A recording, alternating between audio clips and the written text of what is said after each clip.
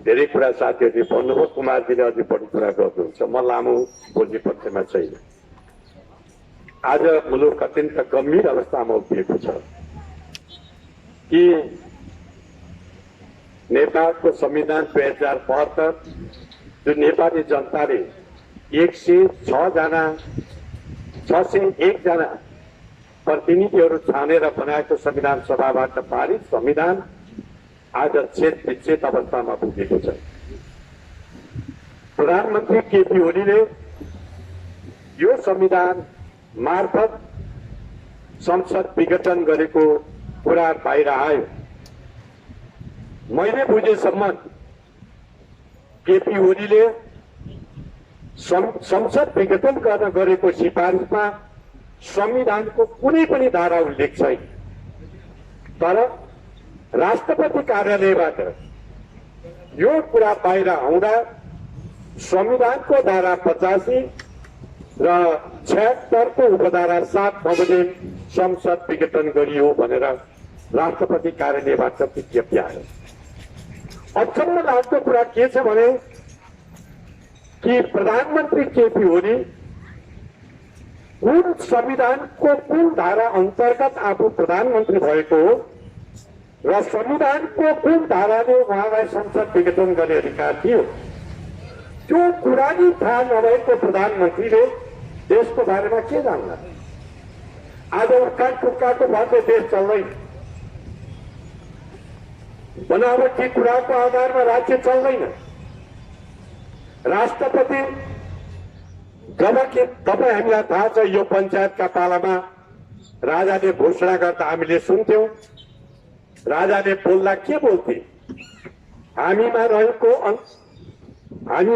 राजकीय सत्ता प्रयोग गरिबक्सी नेपाली जनताको माग अनुसार अथवा संसदको माग अनुसार यो काम गरिबक्सेका छौं वा राष्ट्रिय पञ्चायतको भनाइ अनुसार यो काम गरिबक्सेका छौं भन्थे।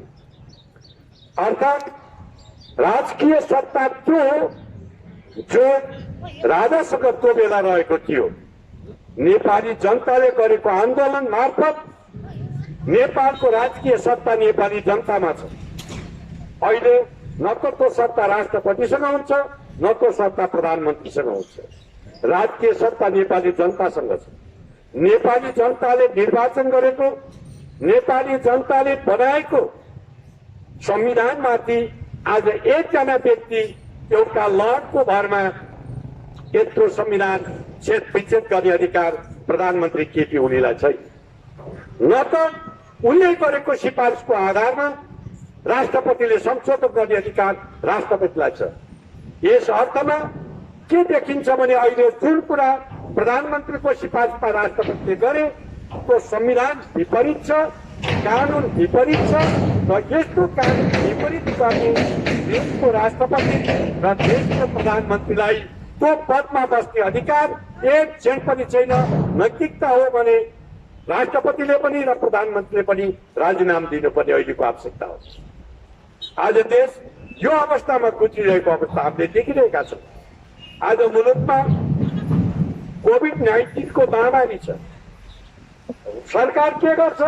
यसको सुरक्षाका निमित्त आयात गरिएका वस्तुहरूमाथि कमिसन खान्छ, भ्रष्टाचार गर्छ, देशको सारा सम्पत्ति। आज हेर्नुहोस्, हामीले देखेका छौँ जो कुरा प्रधानमन्त्री कार्यालय मात्र होइन, प्रधानमन्त्रीदेखि लिएर यहाँका निर्वाचित प्रतिनिधिहरूले समेत संस्थागत रूपमा मुलुक भ्रष्टाचारमा दबाएका छन्, डुबाएका छन्। आज नेपाली जनतालाई कर सोचेर, करको भारमा पारेर नेपाली जनतालाई थला पर्ने र आफू पुष्टिने काम अहिलेको सरकारको मातहतबाट भएको छ। केपी ओली भन्छन् उनीहरूको नारा थियो समृद्ध नेपाल सुखी नेपाली। आज त्यो नारा स्थापित भएको छैन। आज के भएको छ भन्दा दुखी नेपाली सुखी ससुराली। अहिले एउटा उखान आएको छ, त्यो भनेको केपी ओलीका अहिले काठमाडौँको मेयर तपाईले सुन्नुभयो होला, उसको साला हो। कति राजपूत सालीलाई बनाएका छन्, कति ठाउँमा आफ्ना मान्छेहरू नियुक्ति गरेका छन्। त्यही कारणले यो उखान भएको छ दुखी नेपाली सुखी ससुराली भनेर। आज आफ्ना ससुरालीलाई खोज्ने काम प्रधानमन्त्रीबाट भएको छ, सरकारबाट भएको छ। नियुक्तिका कुरा हेर्नुहोस्, जहाँ पनि गैर जिम्मेवार तरिकाका मान्छेहरूलाई एकाएक नियुक्ति गरिएको छ। नियुक्ति गर्दा संवैधानिक परिषदले निर्णय नगरिकन डेट तयार गरेर अहिले आयोग, विभिन्न आयोगमा मान्छेहरू नियुक्ति गरेको छ सरकारले। आज बिहानै यहाँ एकछिन कुरा गर्ने बेलामा साथीहरूले कुरा गराउनु भएको, कुरा चलाउनु भएको थियो। अब संसद त छैन, 45 दिनपछि ती मान्छे सबै आफ्नो पदभार ग्रहण गर्छ भनेपछि मुलुक यो अवस्थामा गएको छ। यही अवस्था यदि नेपाली कांग्रेसले गरेको भए के हुन्थ्यो? आज कुनै पनि सडकको रेलिङ रहने थिएन। कम्युनिस्टहरूले त्यो काम गर्थे। सबका घरका झ्यालका सिसा फुट्थे, ढुङ्गा हान्थे, तर कांग्रेस संयमित भएर आफ्नो विरोध कार्यक्रम मात्रै गर्दछ। आफ्ना विरोधका कुराहरू यसै गरी सभा राखेर जनताका माझमा आफ्ना क्रियाकलापहरू, आफ्ना कुराहरू, भए गरेका गतिविधिका कुराहरू जनतालाई सुशिक्षित गर्न चाहन्छ। प्रधानमन्त्री के भन्दैछन्? आज सर्वोच्च अदालतमा धम्क्याएको भाषा बोल्दैछ। प्रधानमन्त्रीलाई त्यो अधिकार छैन। हामी स्वतन्त्र न्यायालयको पक्षमा छौँ। न्यायालयले आफ्नो विवेक अनुसार संवैधानिक वातावरणको आधारमा, संविधानमा व्यवस्था भएको प्रमाणको आधारमा सर्वोच्च अदालतले एउटा निर्णय देला, त्यो निर्णय नेपाली कांग्रेसले स्वीकार गर्ने पक्षमा छ। तर उनी के भन्दैछन्? म 65% सांसदको प्रधानमन्त्री हुँ, त्यसो भएको हुनाले यो मेरो विशेष अधिकार हो। यदि त्यो विशेष अधिकार हो भने त्यो त निरङ्कुश प्रवृत्ति हो। संविधानले त्यो अधिकार प्रधानमन्त्रीलाई दिएको छैन। संविधानको कुनै पनि धारामा म निवेदन गर्न चाहन्छु, यदि प्रधानमन्त्री केपी ओली संवैधानिक बाटोमा हो भने नेपाली जनतालाई बताइदिनु पर्यो कि संविधानको कुन धाराको आधारमा यो विघटन भयो। उनले 85 भन्छन्। म तपाईहरुलाई निवेदन गरौं, संविधानको धारा 85 मा 85(1) मा के लेखिएको छ भने संविधान बमोजिम संसद विघटन भएदेखि बाहेक संसदको कार्यकाल 5 वर्ष हुनेछ भनेर लेखिएको छ। यसको अर्थ हो त्यो धारा स्वतन्त्र होइन। अब हामी अर्को धारामा जाँदा 76 मा 76(1) ले बहुमतको पार्टीको नेता प्रधानमन्त्री बन्छ। 2 ले 1 अनुसार भएन, 2 वा 2 भन्दा पार्टी मिलेर सरकार बन्छ। 3 ले 3 मा त्यो संसदमा सबभन्दा ठुलो दलको नेता प्रधानमन्त्री बन्ने व्यवस्था छ। यसरी बनेको प्रधानमन्त्री धारा 4 बमोजिम उनले विश्वासको मत लिनुपर्छ। त्यहाँ विश्वासको मत पाएन, अर्को प्रधानमन्त्री मैले कि यो संसदबाट बहुमत लिन सक्छु र मैले प्रधानमन्त्री नियुक्ति पाऊँ भनेर भन्यो भने राष्ट्रपतिले त्यसलाई नियुक्ति गर्छ। त्यसले पनि यदि पाएन र 6 बमोजिम अर्को सरकार बन्ने सम्भावना रहेन भने मात्रै उपधारा 7 बमोजिम विघटन गर्ने व्यवस्था हो। तर यी सबै कुरालाई कहीँ पनि प्रयास नगरिकन आफ्नो पार्टीभित्रका लिडरहरूलाई, नेताहरूलाई, सांसदलाई एउटा विश्वासमा लिन नसक्ने प्रधानमन्त्रीले देशको जनताको विश्वास लिन्छ भनेर हामीले कसरी विश्वास गर्ने? हामी चुनावबाट भाग्दैनौँ, तर यो संविधान पूर्ण रूपमा पालना भएन भने देश अझै गम्भीर परिस्थितिमा जान्छ। तपाईहरुले देख्नु भएको होला, हिजो प्रदेश नम्बर 1 मा त्यहाँ संसद 5 मिनट चलेर संसद स्थगित भयो। भोलि 3 मा त्यही अवस्था आउला, 4 मा त्यही आउला, 5 मा त्यही आउला, 6 मा त्यही आउला, 7 मा त्यही आउला। देशभरिका प्रदेश सभाहरू समाप्त हुने अवस्थामा पनि पुगिरहेको छ। यो स्थितिमा देश गयो भने अझ गम्भीर खतरामा पुग्छ। त्यसकारणले नेपाली कांग्रेसले यो संविधानमाथि हस्तक्षेप भएको छ, संविधानमा बलात्कार भएको छ, संविधान गैर बाटोमा सरकार चलेको छ। त्यसकारणले त्यसलाई संवैधानिक बाटोमा ल्याउनका निमित्त देशभरि नै आज यस किसिमका कार्यक्रमहरू भएका छन् र त्यही कार्यक्रम आज हेम्जामा पनि भएको हो। एउटा कुरा म तपाईलाई एउटा मात्रै दृष्टान्त दिन चाहन्छु कि को राष्ट्रवादी कस्तो हुन्छ, राष्ट्रका प्रति के कुरा हुन्छन् भनेर हामीले यहाँ बिपी कोइरालाको फोटो हाम्रो अगाडि छ। उहाँ 2015 सालमा निर्वाचित हुनुभएको नेपालको पहिलो निर्वाचित प्रधानमन्त्री। बिपी कोइराला निर्वाचित भएर क्याबिनेट बैठकमा जाँदा त्यहाँ बिपीले देख्नुभयो भारतीय राजदूतलाई र बिपीले त्यही बेलामा भन्नुभयो, अंग्रेजीमा उहाँले भन्नुभएको थियो, your excellency you are not allowed here, अर्थात् महामहिम तपाईलाई यहाँ निम्ता गरिएको छैन भनेर बिपीले आफ्नो क्याबिनेट मिटिङबाट राजदूतलाई बाहिर निकाल्दै। आज केपी ओली प्रधानमन्त्री जसले आफूलाई राष्ट्रवादीको नारा दिन्छन्, तिनका कोठामा एकाएक भारतको रको एजेन्ट कसरी भित्र पस्यो र उसँग वार्ता कसरी भयो? त्यस्तो खालको राष्ट्रका प्रति अपमान कुनै पनि पोर्टुगलले मिल्दैन। अझ हाम्रो कुमारजी त मन्त्री हुनुभएको, उहाँलाई अझै पनि थाहा छ यो कुरा। कुनै पनि हालतमा कि रको एजेन्ट बिना अनुमति, बिना पोर्टुगल, बिना स्वीकृति प्रधानमन्त्री होइन मन्त्रीको क्वार्टरमा पनि जान सक्दैन, उसलाई त्यो अधिकार हुँदैन। आज एउटा एजेन्ट, रको एजेन्ट जसले नेपालको राजनीतिमा जहिले पनि उनीहरूले हस्तक्षेप गरिरहेको इतिहास हामीले देखेका छौँ। अर्को कुरामा तपाईँहरूलाई भनौँ, बिपी कोइराला नै प्रधानमन्त्री हुनुहुन्थ्यो, यहाँ तिब्बतमाथि चीनले आक्रमण गर्दा नेपालको एकजना मान्छे हल्दार, पुलिसको हल्दारको चिनिया फौजबाट मृत्यु भयो। त्यो बेला मृत्यु हुँदा भारतमा त्यतिखेर प्रधानमन्त्री जवाहरलाल नेहरू। जवाहरलाल नेहरूले के भन्यो भने अगर हिमाल पर कोई आक्रमण हुआ तो भारत के लिए वो सही नहीं है भनेर उनले आफ्नो भाषण संसदमा बोले।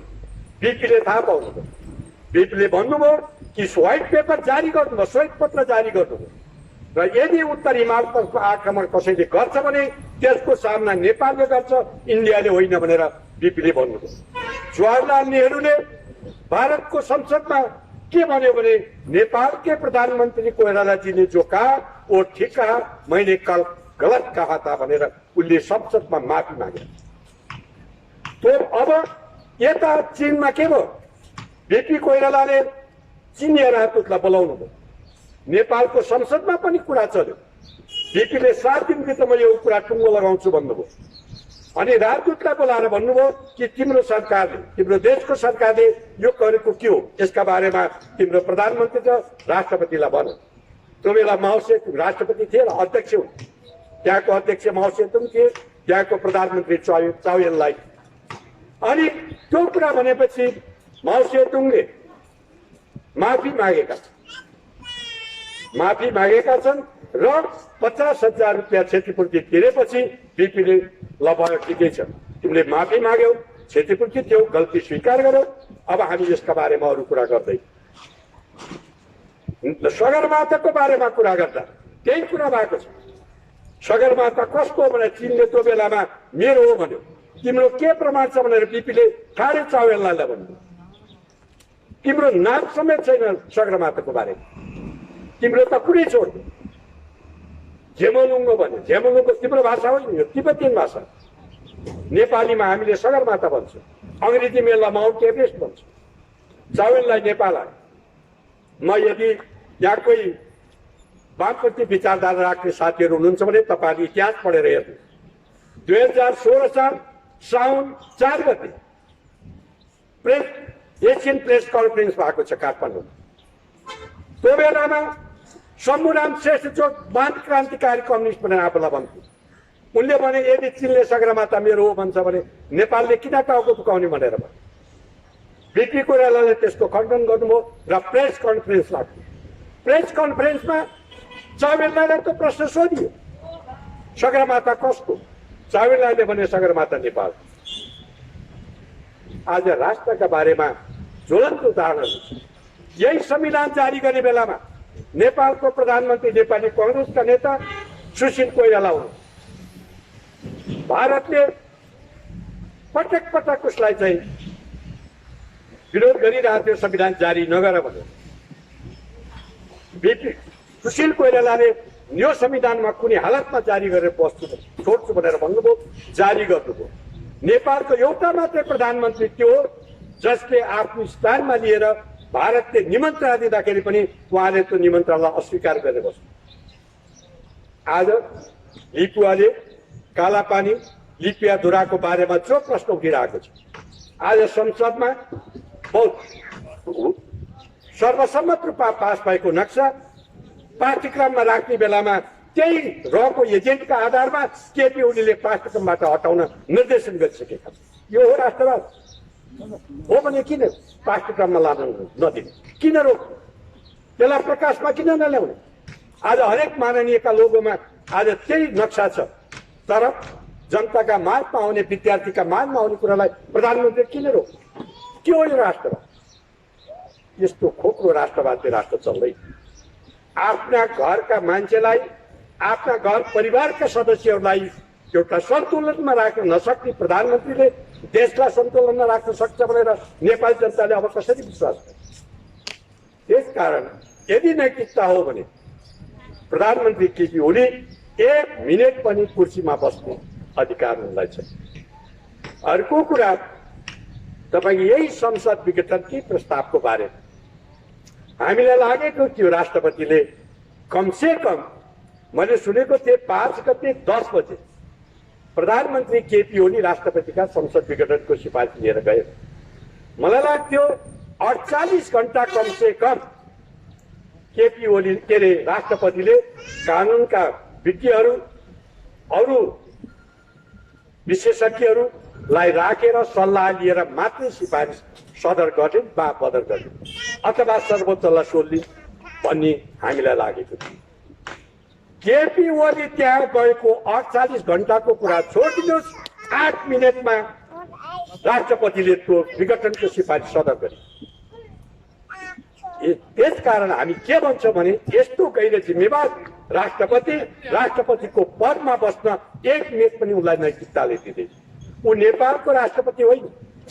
राष्ट्रपति राष्ट्रको संरक्षक हुन्छ, सेनाको संरक्षक हुन्छ, संविधानको संरक्षक हुन्छ। आफ्नै जुन संविधानको आधारमा आफू राष्ट्रपति बनेको छ, त्यो राष्ट्रपतिले त्यो संविधान मान्न नसक्ने, त्यो संविधानलाई संरक्षण गर्न नसक्ने राष्ट्रपति नेपालको राष्ट्रपति हुन सक्दैन। उनी त केवल केपी ओलीको एउटा कोटको राष्ट्रपति मात्र भएकी छन्। विद्यादेवी भण्डारी नेपालको राष्ट्रपति होइन। त्यो अवस्था पुगेको छ। त्यसैले साथीहरू, अत्यन्त गम्भीर परिस्थितिमा राष्ट्र उभिएको छ, अत्यन्त गम्भीर मोडमा हामी उभिएका छौँ।